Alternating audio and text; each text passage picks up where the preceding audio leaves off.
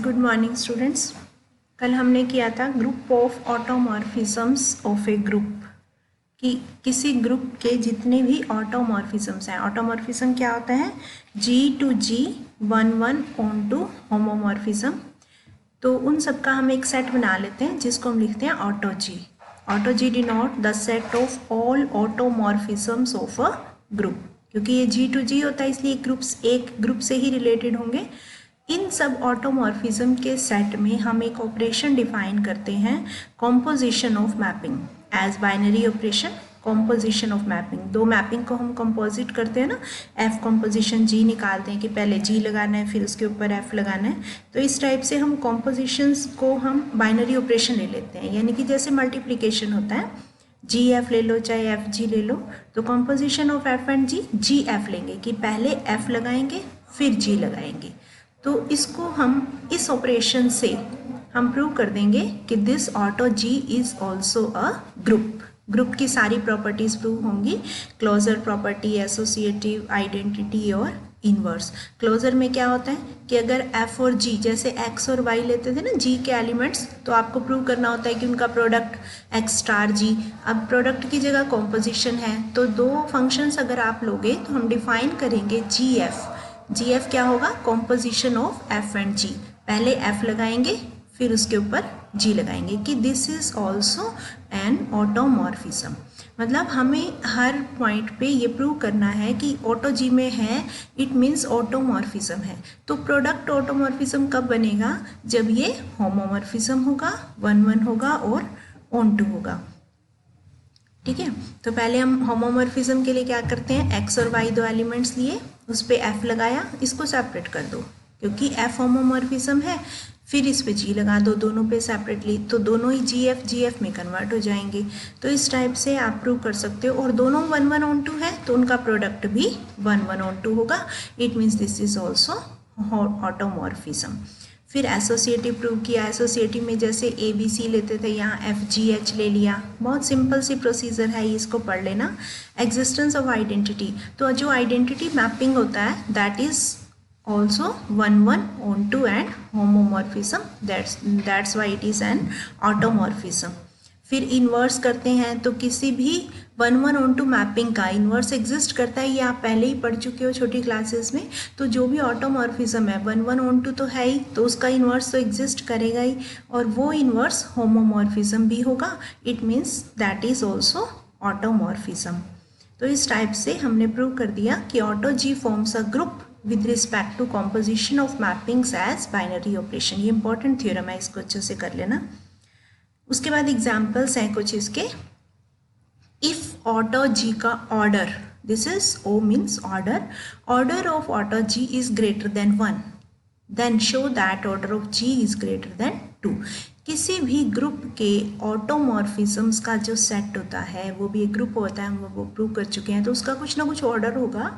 वो ऑर्डर अगर वन से ज़्यादा है, टू है, थ्री है, फोर है, वन नहीं है, मतलब उसमें वन से ज़्यादा एलिमेंट्स हैं। वन है तो इट मीन्स आइडेंटिटी एलिमेंट है, आइडेंटिटी के अलावा कोई और उसमें एलिमेंट है, तो जी में टू से ज़्यादा एलिमेंट्स होंगे। ठीक है, ये चीज़ समझ आ गई। इसको वैसे भी कह सकते हैं if A group has non trivial automorphism, क्योंकि ट्रिवियल ऑटोमॉर्फिज्म तो तब होती है जब उसका ऑर्डर वन हो, कि ट्रिवियल तो होती है, आइडेंटिटी तो एग्जिस्ट करती है, वो होती है ट्रिवियल ऑटोमॉर्फिज्म। नॉन ट्रिवियल मतलब नॉन आइडेंटिटी ऑटोमॉर्फिज्म है, तो उस ग्रुप में दो से ज़्यादा एलिमेंट होंगे, कम से कम 3 एलिमेंट्स होंगे। किसी भी तरह ये आ सकता है, ये 1-1.5 नंबर में भी आ जाते हैं क्वेश्चन। तो इसको हम कैसे प्रूव करेंगे? हमें प्रूव करना है कि अगर ऑटो जी का ऑर्डर ग्रेटर देन वन है, तो हम मान के चलते हैं कि ऑटो जी का ऑर्डर ग्रेटर देन वन है, यानी कि जी की कोई ना कोई नॉन ट्रिवियल ऑटोमॉर्फिज्म एग्जिस्ट कर रही है, और प्रूव कर देंगे कि ऑर्डर ऑफ जी जो है ग्रेटर देन 2 है। अगर तो ऑर्डर ऑफ जी 1 है तो एक ही ऑटोमॉर्फिज्म होगी। ठीक है, क्योंकि इसमें एक ही आइडेंटिटी एलिमेंट होगा, आइडेंटिटी को आइडेंटिटी पे ले जाएंगे, एक ही फंक्शन होगा जो उसको दोनों को मैपिंग करेगा। उस केस में तो ये चीज़ ट्रू नहीं होगी। बट अगर हमारे पास नॉन ट्रिवियल ऑटोमॉर्फिज्म है तो जी का ऑर्डर 1 से ज़्यादा ही होगा, अगर वो 2 है। ठीक है, मान लेते हैं क्योंकि हमें प्रूव करना है 2 से ज़्यादा है, हम ये प्रूव कर देते हैं कि 2 से कम नहीं है, 2 भी नहीं है, 2 से कम तो है नहीं, 1 तो हो नहीं सकता। तो अगर 2 है तो क्या होगा, मान लो जी का ऑर्डर 2 है तो उसमें 2 एलिमेंट्स होंगे, आइडेंटिटी तो होगा ही होगा।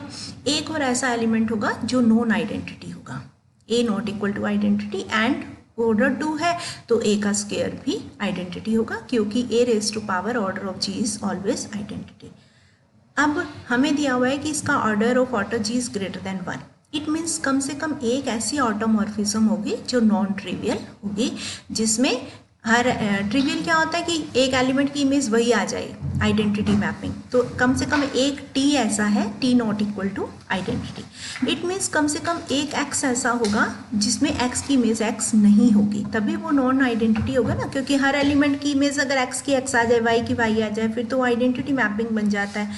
और ई की इमेज हमें पता है वो तो ई होती है। अब रह गया ए की इमेज क्या हो सकती है, क्या ए की इमेज ई हो सकती है, नहीं हो सकती, क्योंकि 1-1 मैपिंग है तो ए ई के इक्वल हो जाएगा, ए नॉट इक्वल टू ई है, इसलिए ए की इमेज ई नहीं हो सकती। अब ई की इमेज तो ई है, ए की इमेज ई नहीं हो सकती, तो ए की इमेज क्या हो सकती है, होनी भी इसके अंदर ही चाहिए, तो ए की इमेज ए ही होगी, T A must be equal to A. अब अगर ए की इमेज ए आ जाए, ई की इमेज ई है, दो ही एलिमेंट्स हैं, तो हमारे पास ऐसा कोई एलिमेंट तो आया ही नहीं जिसकी इमेज उसके इक्वल नहीं है, एक कॉन्ट्राडिक्शन आ जाएगी, क्योंकि हमारे पास कंडीशन ये थी कि एक एलिमेंट कम से कम ऐसा होना चाहिए जिसकी इमेज वो नहीं है। इट मीन्स जो हमने सपोज किया था कि order of G equal to 2, that is not true, and order of G must greater than 2। उसके बाद है इनर ऑटोमॉर्फिज्म, ये नई डेफिनेशन है इनर ऑटोमॉर्फिज्म। इसमें एक पर्टिकुलर टाइप की ऑटोमॉर्फिज्म होती है, वो एक एलिमेंट से रिलेटेड होती है। Let G be a group and A belongs to G. एक मैपिंग डिफाइन करते हैं हम T A from G to G, defined by T A X is equal to A inverse X A, मतलब X डाला हमने, इस side A inverse लगा दिया, इस साइड ए लगा दिया, बीच में एक्स लिख दिया, ए इनवर्स एक्स ए, मतलब एक्स जिसकी इमेज निकालनी है उसको सेंटर में लिखा, इस ए का एक ए साइड एक साइड लगा दिया, इनवर्स दूसरी साइड लगा दिया, ये टी ए से रिलेटेड हो गया। तो इस पर्टिकुलर टाइप की ऑटोमॉर्फिज्म को हम कहते हैं इनर ऑटोमॉर्फिज्म, ठीक है। और अगर ये एडिटिव ग्रुप पे हो तो प्लस माइनस कर देंगे, इधर माइनस ए इधर ए, क्योंकि ए का इनवर्स माइनस ए हो जाएगा। उस केस में क्या होगा, उसमें तो एक्स ही बच जाएगा, यानी कि ये आइडेंटिटी टाइप की मैपिंग हो जाएगी। Performing T A on X is called conjugation of X by A, इसको हम क्या बोलते हैं, conjugation of X by A. And set of all inner automorphism is denoted by I double N in G, जैसे उसको auto जी लिखते थे ना, इसको इन जी लिखते हैं। अब इसमें कुछ एग्जाम्पल्स हैं कि दो एलिमेंट्स की कंजुगेशन से हो सकता है सेम इनर ऑटोमॉर्फिज्म आ जाए। जैसे 1 की अगर हमने निकाली है, 1 से जो जनरेटेड है ऑटोमॉर्फिज्म, तो 1 इनवर्स x1, ये तो 1 ही x ही आ गया।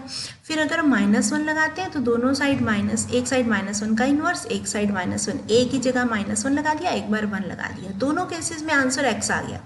इट मीन्स चाहे वो 1 से जनरेटेड हो या -1 से, दैट इज सेम, कि दो एलिमेंट्स की सेम इनर ऑटोमॉर्फिज्म भी हो सकती है। Identity mapping is the only inner automorphism for an abelian group.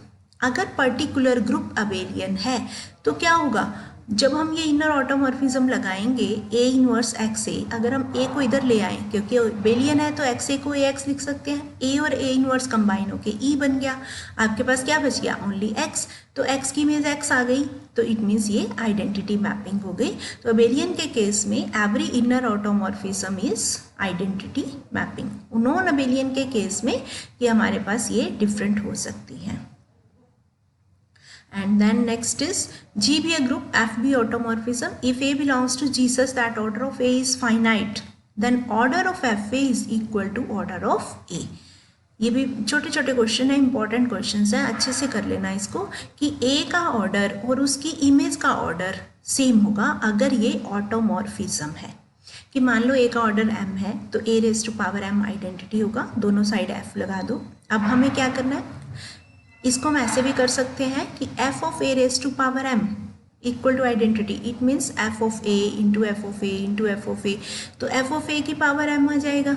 देखो ये दोनों चीज़ें सेम है, चाहे हम दोनों साइड f लगा के करें या f ऑफ a की पावर m को खोल के चले, दोनों साइड एक जैसा आंसर आएगा कि f अगर a की पावर m आइडेंटिटी है तो f a की पावर m भी आइडेंटिटी होगा।